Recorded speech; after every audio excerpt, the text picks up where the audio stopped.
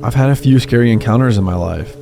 Not sure if that means that I'm old or just a creep magnet, but this one still creeps me out. In the early 80s, when I was 8, my family was visiting my uncle who lived in backwoods Missouri. He lived on a lot of land. The only other people who really even lived on the street were relatives, so no one ever else just happened to be out there. This meant no one ever locked their doors because random family members were always coming by for this or that. One night while we were there, my parents and aunt and uncle decided to go to a nearby town to go bowling. My brothers, who were 11 and 12, my female cousins, 6 and 14, and I'm female, stayed home. It was still daylight when the adults left, but it started raining pretty hard and got dark quickly. We used to play this game that was essentially hide and seek in the dark house, but we cleverly called it vampire. There was a thin little mattress on the living room floor that some of the kids would sleep on at night. So the person who was it would lie on the mattress and fold it over themselves like a coffin and count down to midnight. When they got to midnight, they went looking for you. Again, all the lights were off and you tried to make it back to the coffin before you got caught. Because the house was in the country, it was pitch black at night and you couldn't see your hand in front of your face. What this meant for the game was that 1, you couldn't tell where the vampire was looking, so you just had to make a break for it. And 2, you were extremely lazy, and I'm sure by now you can guess which one of us met those standards. You could hide in the living room with a coffin and get to base quickly. Ben, my 11-year-old brother, was it, and was doing the normal countdown. I was hiding maybe 6 feet from him. As he's counting, there's a flash of lightning. I don't know if I was already looking at the living room window, or if the lightning made me look. But with the backlight of the lightning, I see a man with his face against the window. He had his hands on each side of his face as if he was trying to peer in and looked exactly like the stereotypical creepster. Heavy set, scraggly beard, etc. I could feel every hair on my body standing on end. Immediately, I began trying to convince myself that I didn't see what I saw. But then, Ben sternly whispered, "If anyone is hiding in here, stay still." I sort of croaked out and, "I'm here," right as there was another flash of lightning. Creepster was still out there, but no longer trying to look in the window. Instead, he was now looking toward the front door. Ben and I immediately knew what was coming next. From where he was standing, Creepster was probably only 5 feet from the front door. Ben was the same distance, but there was a couch between him and the door. Ben leapt over the couch and locked the door right as Creepster started trying the handle. At this point, I guess Ben decided that it was best to let the creepster know that people were home, that we knew he was there, because he flipped on the porch light and then started turning on the lights in the house. This is going to sound weird, but I was too terrified to panic. Having said that, I was relying completely on Ben to know and tell me what to do. He told me to go lock the other doors and was yelling for everyone else to come out and to lock all of the windows. Honestly, the next few minutes are hazy in my mind. I remember everything up until this point extremely clearly, and I remember the end very clearly, but I'm less clear about the middle. I know that I locked the side door, and then the sliding glass door in the back of the house. And we've talked about it over the years. Some people remember us seeing him out the back door as well. I don't think I remember that. What I clearly recall is locking the sliding glass door and staying there frozen and hearing Ben in a very calm but firm voice say, "Close the curtain. Listen to me, okay? Close the curtain." So I did. Ben can't remember that part, and I just remember my fear in Ben's voice, so I'm not sure if I saw the creepy guy in the backyard or not. We tried to call the police, but my aunt and uncle had a stupid party line, and it wouldn't work. Whether from the storm or from a neighbor leaving it off the hook or whatever. For the record, they're the only people I've ever known with a party line, so this wasn't normal to me either. But for those of you who don't know what it is, in really rural areas, multiple people on the street would actually share a phone line. It would have different rings for different households, but you could pick up the phone and listen to your neighbor's conversation. We also tried to summon help on my uncle's CB radio, but couldn't reach anyone. My uncle was a hunter, so he had a gun rack full of rifles in his room, but my older cousin was on an out-of-town hunting trip and took them with him. All we could find was a BB gun that looked like a real rifle. I vividly remember Ben putting me on phone duty and Scott, my older brother, on CB duty, while he stood watching the little square window on the front door with the BB gun. Maybe 30 minutes later, Ben said, "He's back. He's coming up the driveway." The rest of us froze in fear, but Ben opened the front door and stepped out on the porch, pointed the gun and said, "Get out of here right now." Then we hear our cousin Kyle, who lived down the road a bit, say, "You know that's a BB gun, right?" Even though Kyle was like 15, I remember that we felt like we had been saved when he showed up. Kyle seemed really skeptical of our story, like we were playing a trick on him, even though we had no idea that he was coming, but he stayed with us until our parents came home. Honestly, I don't remember if we even told our parents what happened when they got home. There was definitely no police involvement though, we just went on with our trip. But we never played that vampire game again without some mention of that night. I just talked to Ben. First, he doesn't have an account, but it's so pleased that everyone thinks he handled himself well. Second, he said the story was pretty spot on to how he remembers it, but that the guy was at the back door. We talked about it before. I thought he didn't remember that part, so I was confused about that. He said that as I was locking the side door, we saw the creepy guy moving around to the back of the house. So Ben told me to hurry and lock the sliding glass door. Those doors are right around the corner from each other, so I was closest. According to Ben, and this is what I thought happened, but I didn't want to say it unless I was positive. As soon as I flipped the lock on the back door, the guy was standing there, just looking in at me. I stood there for a couple of beats looking at him, and that's when Ben told me to close the curtain. We also saw him in the front yard one more time after that. I remembered this all along, but wanted to check with Ben to make sure he also remembered it before I added it in. It was a large front yard with a long gravel driveway. Off to one side of the driveway, quite a ways from the house, was a spot where my cousins parked cars they were working on. I know, so stereotypical. While we were on watch, we saw the creepy guy messing with one of the cars. It was actually Kyle's. When he couldn't get it started, he walked into the woods that ran beside the house. We didn't see him again after that.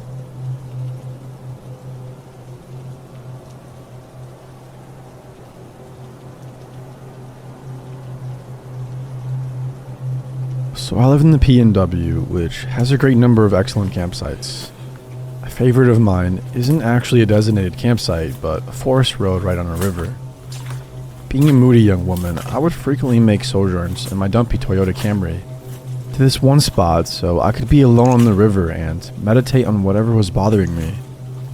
Camping alone as a 20-something female often inspired anxiety in both myself and my folks, but I didn't let that deter me. Camping alone was something I genuinely enjoyed doing, and after experiencing a series of emotional misfortunes, I needed the time to myself. The last time I ever went to this particular spot must have been around 21. I had just had a closure conversation with someone who broke my heart some months prior. I wanted to take some time to process that. Luckily enough, I had gotten consecutive days off from my job, so I packed up my car and made the 3-hour drive to the spot. This spot is fairly well known, and often a few other campers would be there on the weekends, but during the week it would more than likely be empty. By the time I arrived, it was late afternoon, and I was slightly disappointed to discover a turquoise Chevrolet truck and another silver car parked closest to the river. I parked some distance behind them and began unpacking my things. 2 young gentlemen were hanging out by the truck, and as I passed by, they greeted me. I muttered a hello and kept walking. I picked a spot I thought was nice and went back to get the rest of my things. As I was passing their cars again, one of the men, the shorter, stockier one, rushed to a boulder near the path where some pistols, I later learned they were air pistols, were sitting and quickly concealed them, saying, "Oh, sorry about that. I didn't mean to scare you." There was something childlike in his manner, like he did this specifically so I would pay attention to him. I told him it was fine, I wasn't scared, and kept walking. I unloaded the rest of my things, set up my camp, and got a fire going. I was kind of tired after the long day of driving and hauling my stuff around, so I plopped down in a camp chair and got some chili mac cooking for dinner. It was a beautiful evening, not too hot, and golden hour on the river is always a fantastic thing, so I was thoroughly enjoying the moment. I could see the 2 men swimming upriver a bit, but it was easy enough to ignore them. By the time I finished eating, they had passed by my camp on the opposite bank and were walking into the woods. I went down to the bank to get water for my dishes, and I heard the stockier one call out to me. "Hey, I just wanted to let you know that I'm a good guy, okay?" Maybe this should have alarmed me more, but it didn't. I definitely thought that the guy was socially inept, but left my judgments at that and elected to answer with a polite, "Okay." I wanted him to leave me alone and thought that if I was nice, but uninterested, he'd take the hint. Some time had passed and I had been musing over the last week's events and just generally enjoying the beauty around me when he came limping up to my camp. He was doing a faint grunt as if he was in pain. I don't exactly remember the exchange we had, but he wound up sitting at my camp and explaining to me that he had some injuries in the past that were adversely impacted by the cold of the river. Before I go any further, I'll preface this by saying I was pretty passive as a younger person, especially with strangers. I've definitely had to practice setting and maintaining boundaries as I've gotten older, and this instance demonstrates the danger of failing to do so. I kick myself every time I tell this story. I'm not sure if immediately telling the guy to piss off would have made him leave me alone, being a young, pretty girl alone in the woods, but I regret not speaking my mind more clearly that day. All that said, given some previous experiences, I had taken on a policy of engaging in active listening with others who seemed to be struggling. I obviously was faced with my own woes and wanted to be treated compassionately, so I aimed to do the same with others. It was clear the guy was having issues, and by all exterior judgments, it seemed like he was down on his luck, even with some maladaptive tendencies. He continued to stay at my camp and began telling me all about his life. These stories were pretty fantastical, the kind of lies a child would tell you of some incredible adventure or grandeur. As they went on, they went into a weirder and weirder territory. He explained that the aforementioned injuries that were paining him were the result of falling a great distance while on a welding job, where his hand was caught by being impelled by a piece of rebar. He described his heroic effort of self-preservation by unhooking himself from the rebar and falling the rest of the distance, breaking his legs or something like that. I just gave him a series of, "Yeah, and "Oh wow, that must have been painful." He revealed that he was recently homeless after splitting up with his girlfriend, who had been talking to another guy. That's why he was staying in his truck, the aforementioned Chevy. He also told me he DJ'd at a joint in the closest town and made a lot of money doing it. He increased his exaggerations by telling me he was also a 5-star chef and enlightened me on a gross-sounding dish of his own creation that was essentially a soup made from watered-down fruit jelly and some other sweet things. He also told me that he had once been a Navy SEAL, specializing in small arms. It was then he revealed to me that the pistols he thought scared me before were air pistols, and he augmented his tale of being in special forces by demonstrating some twirls with one of them, and showing me what ultimately turned out to be some mediocre marksmanship. At a later point, he wound up giving me one of them because it made him think of doing bad things. I hesitantly accepted it. I was pretty sketched out by this point and wanted the dude to leave, but lacked the backbone to tell him to go away. Unfortunately, as the evening wore on, he just continued to get weirder and weirder. By this point, he began bringing his belongings from his truck and setting them around my camp. This was a process that happened gradually. Each new conversation, eliciting a new show and tell idea. I can't remember all he brought down, but it included his guitar and a lot of other stuff. He tried to give me some of it, but after the air pistol, I declined. The conversation dragged on, eventually with him telling me in detail about some childhood traumas. His father, who had been in the military, was very strict and often beat him. He also told me about his cousin who had abused him severely enough to leave scars in certain areas, which he described to me in detail. He got really close to me when he told me this, looking me square in the eye, unblinking. "And that's why I'd never hurt you," he said, still staring at me. I shit you not, my skin started to crawl. I had a few things to defend myself with, like a hunting knife and some bear spray, but he hadn't done anything directly threatening yet. Not long after this, his ex-girlfriend showed up. He introduced me as a friend, and they talked a little bit before he kind of ignored her in favor of me. The whole thing made me even more uncomfortable. She didn't stay long and sped away in her truck. I'm assuming in some fit of jealousy. What did I do to deserve that? I didn't say anything other than I was going to bed, hoping he'd take the hint and leave. He said he needed some alone time for himself, and I thought I had lucked out. I went into my tent, to my bed down for the night, as it had gotten dark, only to discover that a cheap ring had been left on my pillow. He must have placed it there when I stepped away to go to the bathroom. Furthermore, I could hear him still wandering around my campsite. I peeked out of my tent, and he had his head in his hands as he paced and was muttering to himself. A powerful feeling of needing to flee came over me. There was no way I could stay there. Even if he didn't do anything to hurt me, he at minimum would annoy me the whole 3 days I planned to stay. I immediately started to pack my stuff, and when he asked what I was doing, I told him I was just going to go. Since I was car camping, I had a bit of stuff with me that would require a few trips, and I hurried to get it all in my car. On one trip up the path to the parking area, he stood in the middle of the path, complaining that my flashlight was blinding him. I didn't say anything and stepped around him. I took most of my trips after that unbothered, though I went with one arm free so I could carry my hunting knife and be ready in case he tried to get physical with me. On my second to last trip down, he came out of the dark from the direction of his truck. He was crying, but I didn't do anything wrong.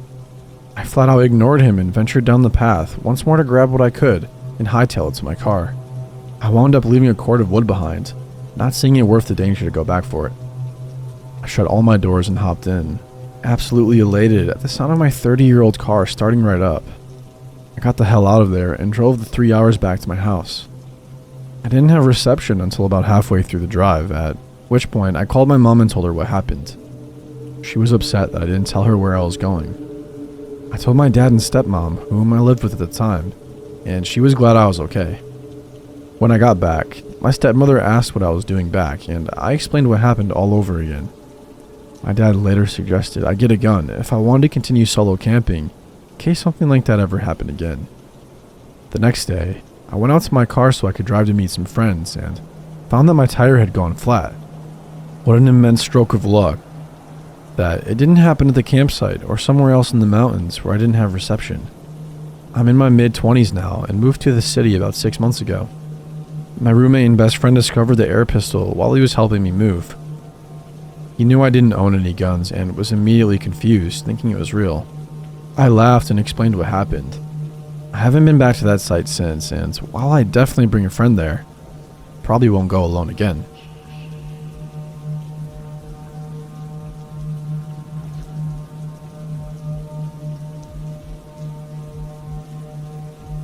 So a few months ago, I was out hiking with my friends. We live in the mountains of western Maryland, and we were about 6 miles into an 8-mile loop we have done frequently when we decided to take some pictures and eat a snack at a summit. This area of the trail had a park, benches and tables, and a parking lot. We were sitting and talking, and I noticed a man just walking around the parking lot alone. He was walking aimlessly and staring at his feet. What confused me was that he was in jeans and a button-down shirt, not exactly hiking attire. We decided to set off on the last 2-mile leg of the loop. This part goes downhill to the headquarters of the park and is cut out of the mountain. The end of that leg is the parking lot where our car is. You don't have a lot of visibility from the trail, and you have to walk single file. I was walking in front and talking to my friend. I turned to look at her, and I saw the same man right behind her, following at a rudely close distance. I immediately got a gut-wrenching feeling. I noticed that he didn't have any pack or hiking gear and was not even wearing boots. Something about his eyes really spooked me. So a bit more walking, and he continues to fall very close. I say to my friend that I have to tie my shoe as a reason to step off the trail and let him pass us, in case he is only following closely because he wants to go faster than we are. She immediately catches on to what I'm doing, and we pull over. He looks startled, and she says hello politely. He just stares. This is when I notice that he is carrying a stick.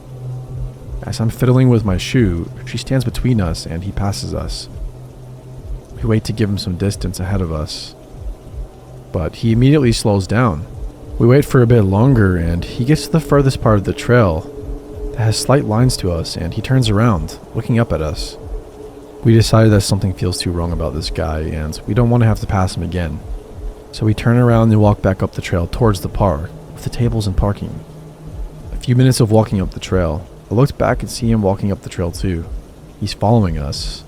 I tell my friend to walk faster. We book it up the trail and get to the parking lot area where we were at before. We start to strategize and wait, deciding that we will wait to see if he comes back up the trail to the lot. There are more people around here, so we felt safer waiting it out. About 20 minutes go by and nothing.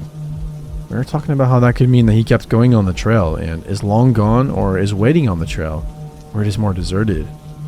We see a couple come up from the trail where we were, presumably taking the loop in the opposite direction that we are. We approach them and ask if they saw anyone on the trail between this lot and the next. They tell us they saw a young man sitting on a rock about halfway down. They describe the man who was following us. We explain our interaction with him to the wife and get into a conversation back and forth about whether or not he was a threat. The husband finally interjects and says, "We need to call a ranger. He wasn't just sitting there. He had a knife and was carving that stick." Needless to say, we called a ranger. The nice couple walked that last leg with us to make sure we got to our car safely, and even gave us their numbers in case we needed anything. The rangers then walked the trail. There was no sight of him. I wish I knew where he went and what happened to him, but I'm glad to know that my instincts are legitimate. So, creepy knife-carrying man in the woods. Let's not meet again.